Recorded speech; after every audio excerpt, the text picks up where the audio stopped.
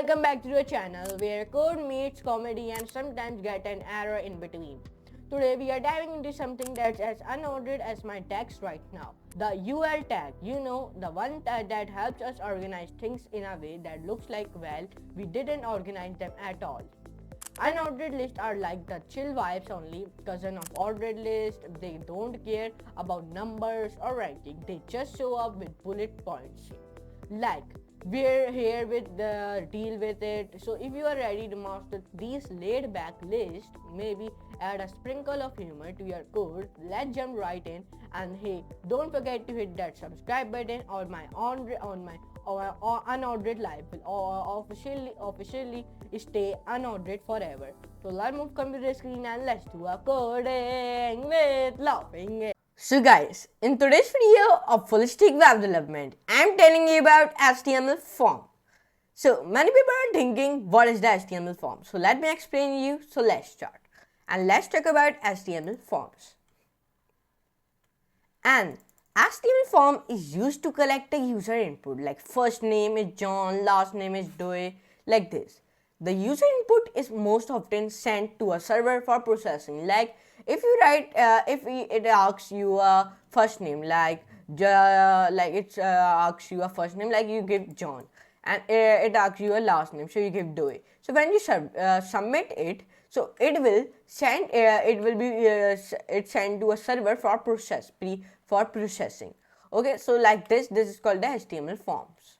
Like this, the HTML form has been built it. Okay, when I give first name like this, so it is giving me this type of error. Okay, you can see it because I do not create any such type of file. As the form element, the HTML form element is used to create an HTML form for user input. Like when you create a form element, and then in your form element you write your then you will be create a HTML form for user input.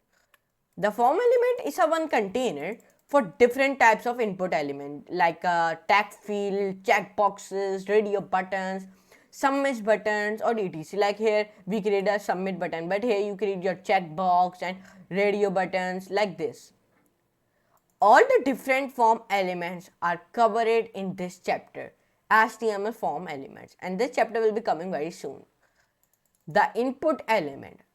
The HTML input element is the most used form element. An input element can be displayed in many ways depending on the type attribute. Here are some examples, like input type equals to text, its description is it displays a single line text in input field. Number two is input type radio. It displays a radio button for selecting of many choices. Okay. Then input type checkbox. It displays a checkbox for selecting 0 or more of many choices. The input type submit. It displays the submit button for submitting the form. The input type button, it displays a clickable button. All the different input types are covered in this chapter by the name of HTML input types. Okay, so this video also be coming very soon. Text fields. The input type equals to text. It defines a single line input field for text input. This is an example form with input fields or text. In this we use the input fields. Here you can see it. First we use the input field in which we write type equals to text, id, fname, like this. Okay, so let's run this code. So first of all, let me create a one file by the name of index.html in my Visual Studio Code. So let me create a one file by the name of index.html. You give the any name to your file. Okay, I am giving the index.html and I am saving this file in my documents. Anywhere you save it is your own choice. So it give me like this. This is here we create a one text input fields. So now let's save it and let's open my document in which we open our index.html, which we have created very few seconds ago. So here it is coming text input fields like first name John and second name Doe. But I do not insert John and Doe. Why it is coming already? Note that the form itself is not visible. Also note that default width of text input fields is 20 characters. You also must know that. Okay, default text input field is 20 characters. Now why this has been already filled, because in the value, in the input value I write John, and in the second last name I write Doe. So that's why. If I create one more, like in the label, if I create one more like form L name, like FL, then a name, in which I write age, then I write input, in which I define type shall be text, ID shall be a name, and then name shall be a name, and then value I am giving 50. So save it and run it. So it will already be, you can say it is already be submit.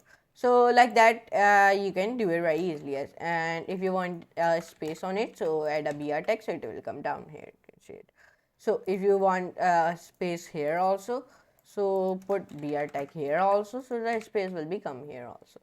Okay, so like that you can create text input fields. This is how the HTML code above will be displayed in a browser.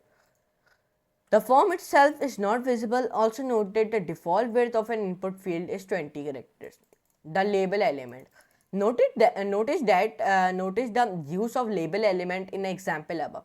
The label text defines our label for many form elements. The label element is useful for screen reader users because the screen reader will read out loud the label when the user focuses on the input element. The label element also helps users who have difficulty clicking on very small regions such as radio buttons or checkboxes, because when the user clicks the text within the label element, it toggles the radio button checkbox. The form attribute of the label tag should be equal to the ID attribute of the input element to bind them together. Radio button. So let's create a radio button. The type input type radio to define a radio button. Okay, this is the one element to define a radio button. Radio button let a user select one of a limited number of choices. This is one form of with the radio buttons. In this form we created radio buttons, and to create a radio button you only want to do it right here in the type you write only radio, remove the text and write radio, so the radio will be come here, you can see it. Now you can choose your favorite language. Like that you can create one like this type of code, and you will be add a JavaScript to add some interactivity in it, so it will be look beautiful. Okay, so this is called the radio button. And if you want to insert a radio button, you only want to do it in the input, in the type you only write radio. Okay, so it will come like this. This is how the HTML code will be displayed in the browser. Choose your favorite language like this. Okay, now checkboxes. So yeah, this is the same process to insert a checkboxes. The input type checkbox defines a checkbox. Checkboxes let a user select 0 or more options of a limited number of choices. So if you want to insert a checkbox, so you only want to do it, put here checkbox, remove it in the type, you write, in the input type, remove here anything which has been written, write here checkbox, so the checkbox shall become, here you can see it. Then submit, it will be submit. Okay, the input type equal to checkbox, define a checkbox. Okay, like that you can define a checkbox. Okay, so this is how the HTML code, HTML above code will be displayed in a browser. The submit button. The input type submit defines a button for submitting the form data to a form handler. The form handler is typically a file on the server with a script of processing input data. The form handler is specified in the form section attribute. For example, this is one example of a form with a submit button. Here you can see it, in which we write a one form with a submit button. Here you can see this one form with a submit button.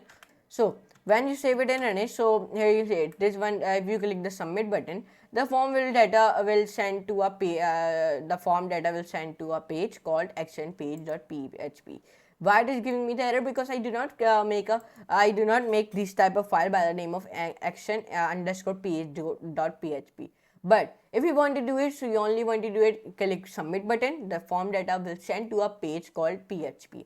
And PHP is the one server side language. Okay, if you know that. Okay, I know many people will know that. The name attribute for input. Notice that each input field must have a name attribute to be submitted. If the name attribute is omitted, the value of the input value input field will not be sent at all.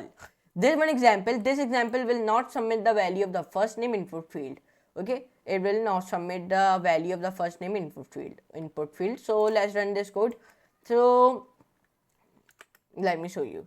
When I save it and run it, so here you can see it. When I run it, so it will not submitting.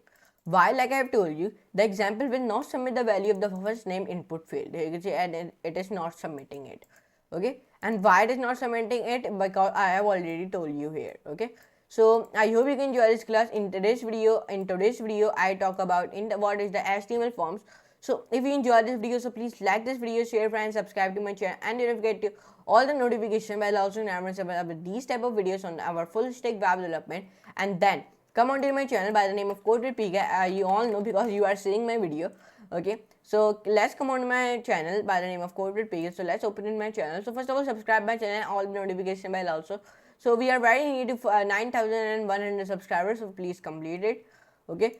Then come on to your playlist. When you come on to your playlist, click on your full stack web development playlist, and we successfully completed 110 videos on full stack web development very successfully as. Okay, and please see my playlist, and then come on, bookmark it and access my playlist. Then you will be seeing my all the videos on full stack web development with the projects also. So now let me give the outro of this video in the big screen. So let's move toward onto the big screen and let's give the outro of this video. So let's move to the big screen and let's give the outro of this video. Alright, that's wrap for today's unordered adventure. Now you know how to use bullet points to organize chores in HTML. Even if your own life still looks like an unclosed div tag. If you enjoyed this video, how do you give it a thumbs up and subscribe to the channel, and let me know in the comments what's the most chaotic thing you will add to your unordered list. See you in the next time. Until then, keep your list unordered and your code well ordered. So good. Bye.